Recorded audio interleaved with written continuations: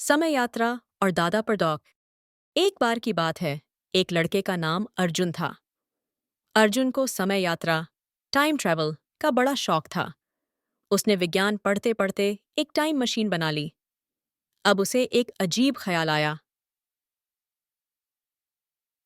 क्या होगा अगर मैं अपने दादा से मिलने उनके जवानी के दिनों में चला जाऊं? अर्जुन ने टाइम मशीन चालू की और अपने दादा के समय में, जब वे 20 साल के थे, पहुंच गया।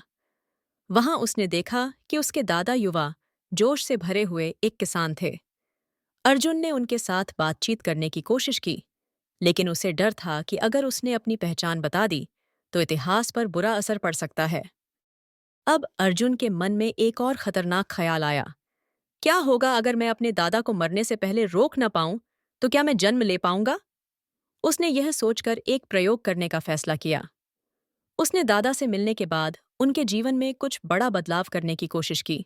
उसने सोचा, अगर मेरे दादा की शादी न हो तो मेरा जन्म तेरा जन्म कैसे होगा? अर्जुन ने अपनी दादी और दादा की पहली मुलाकात होने से पहले उन्हें अलग करने की कोशिश की। उसने उनकी दोस्ती में दरार डाल दी। लेकिन तभी एक अजीब घटना हुई। जैसे ही उनके बीच दूरी बढ़ी, अर्जुन की टाइम मशीन गायब होने लगी और उसका शरीर धीरे धीरे धुंधला पड़ने लगा।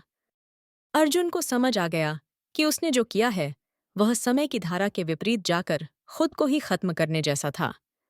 अगर उसके दादा और दादी की शादी नहीं होती तो अर्जुन का जन्म ही नहीं होता, और अगर अर्जुन पैदा नहीं होता तो वह समय यात्रा पर भी नहीं जा सकता था।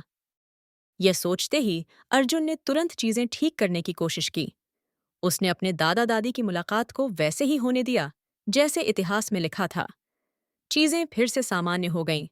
ला जी जी ये और अर्जुन वापस अपने समय में लौट आया।